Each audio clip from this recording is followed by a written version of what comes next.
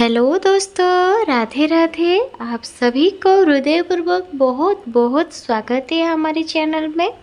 आपने आए मेरे चैनल पे, आप सबको बहुत बहुत धन्यवाद है। अभी सुबह का टाइम है और दिन है रविवार।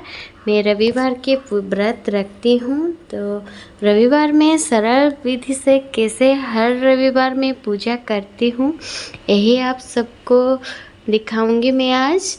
तो रविवार पूजा हम क्यों करते हैं? मेरी जो छोटी बेटी है उसकी थैलासेमिया है, तो उसकी तबीयत ठीक नहीं रहती है, तो वो चल नहीं पा रही थी। उसके खून की बोतल चढ़ रही थी उसको, वो बात भी नहीं करती थी। तो ज़्यादातर वो बेड के ऊपर ही रहती थी, नहीं तो किसने पकड़े कि वो ऐसे ही रहती थी। कभी भी वो ऐसे ही नहीं खेलती थी। तो मैं ज़्यादा बहुत परेशान रहती थी। तो किसी एक ने आए तो मुझे बोले कि आप रविवार का व्रत करो। तो मैंने एक ही महीना हुआ है रविवार व्रत करना, तो एक ही महीने में मेरी बेटी चली रविवार व्रत करना। मुझे तो पूर्ण विश्वास है इस व्रत को जो भी करे उसकी मनोकामना पूर्ण होती है। तो मैं भी की, मेरी मनोकामना पूर्ण हुई। इस व्रत को करने से बहुत सारा फ़ायदा है। जिसको पुत्र संतान नहीं है वो उसके पुत्र की प्राप्ति होगी।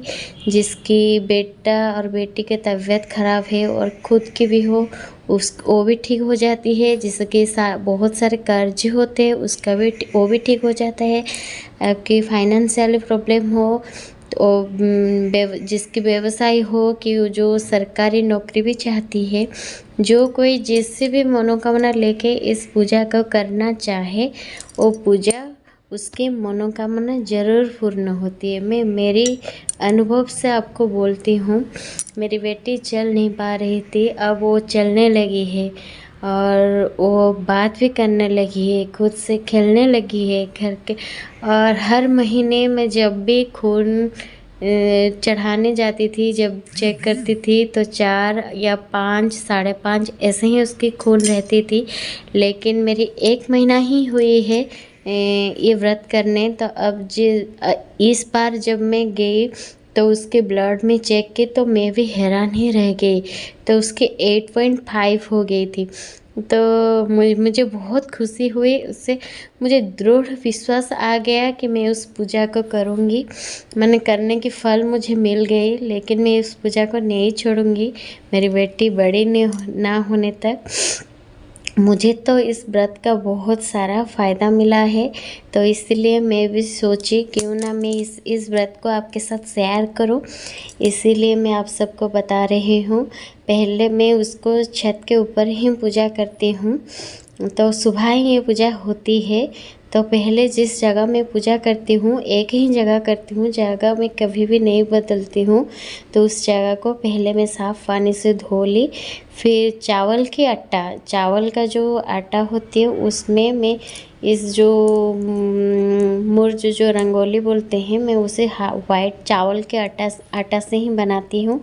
और हल्दी इन दोनों में मैं दे दी। फिर मैं भगवान की जिसमें बिठाती हूँ। हमारे यहाँ पर आसन जो बोलते हैं, पीढ़ा बोलते हैं, वो बिना कांटे की बना होता है, ताकि उसमें कोई भी लोहे का कांटा नहीं लगवाया गया हो, ऐसे ही सिंपल सा बना।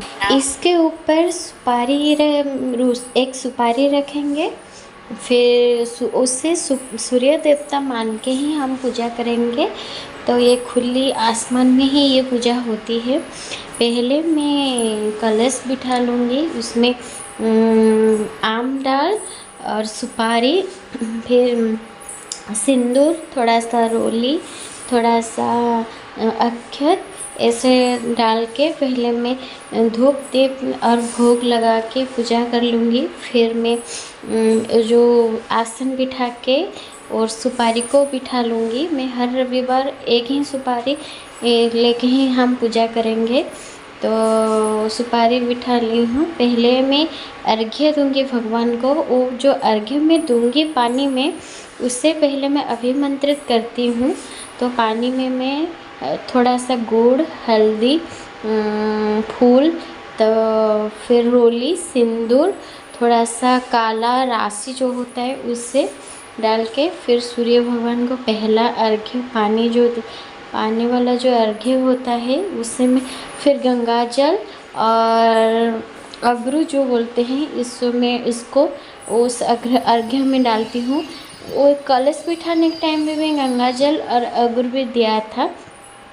फिर पहले जल चढ़ाने के बाद फिर मैं हल्दी के पानी जो होता है उसी से मैं अर्घ्य देती हूँ। फिर मंत्र पढ़ के अभिमंत्रित करके हम इस वो सुपारी के ऊपर उस हल्दी के पानी को डालना है। फिर इसके बाद मैं दूध लेकर कच्ची दूध उसको मैं अभिमंत्रित करके फिर से उसे ही डाल दूँगी। देखिए,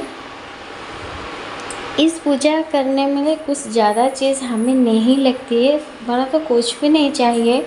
बस सुपारी, आमडाल, एक लोटा दूध, हल्दी और भोग में तो गुड़ ही चाहिए। भगवान को गुड़ बहुत ही अति प्रिय है, तो कुछ नहीं और चाहिए। दूध देने के बाद फिर मैं उस रोली को डाल दूँगी। फिर सिंदूर, भगवान को लाल तिल बहुत पसंद है, बहुत बहुत पसंद है। फिर मैं फूल दे दूँगी। गुड़हल का फूल तो भगवान को पसंद है। मेरे पास जो जो फूल है मैं वो दे दूँगी, दे दी हूँ। फिर दीपक जो जलाया था, फिर सामने केले के जो आगे वाला हिस्सा होता है जो पत्ते का, उसी में ही भगवान को भोग चढ़ाना चाहिए। फिर भगवान से सबसे ज़्यादा प्रिय होता है जिसे हम बोलते हैं झूना, हमारे यहाँ पर बोलते हैं झूना। नारियल में निकलता है जो, उससे डाल के फिर उसके ऊपर ही इस झूना को देते हैं। फिर मैं भोग में गुड़ दे दी हूँ भगवान को।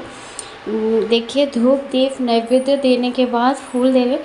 फिर मैं अभी संकल्प ले रही हूँ, हाथ में थोड़ा सा फूल और पानी लेके मेरा संकल्प जहाँ है, मेरे नाम, मेरे गांव का नाम और मेरे गोत्रों का नाम बोल के मैं उस फूल को लेके अपनी मनोकामना जो होता है वो बोल के उस पानी को मैं यहाँ पर छोड़ दी हूँ।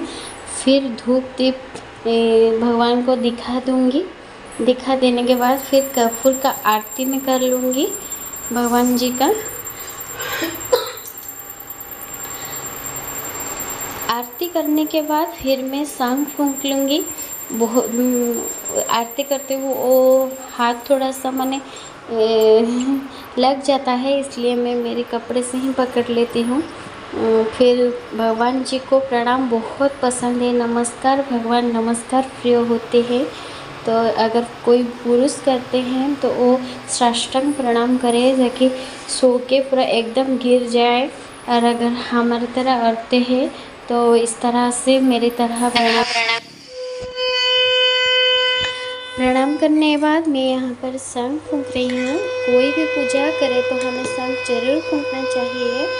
तो शंख फूंकने का नियम वही होता है कि हमें 3 बार और हाफ फूंकना चाहिए। फिर उसके बाद शंख को हमें धो के रखना चाहिए, नहीं तो झूठा बोलते हैं।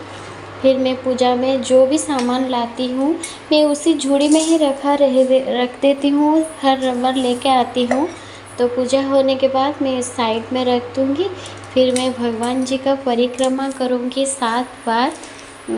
सूर्य भगवान को 7 बार ही परिक्रमा करते हैं, जहाँ से हमें पूजा करते हैं वहीं से 7 बार करते हैं। पूजा का ख़त्म होने के बाद भगवान जी को प्रणाम करेंगे, फिर मेरी पूजा ख़त्म हो। तो मैं यही कहना चाहती हूँ, अगर सच्ची विश्वास के साथ आप ये पूजा करते हो, आपकी जो भी मनोकामना हो ज़रूर पूरा होगी। और ये पूजा एकदम सरल है, कोई भी इस पूजा को कर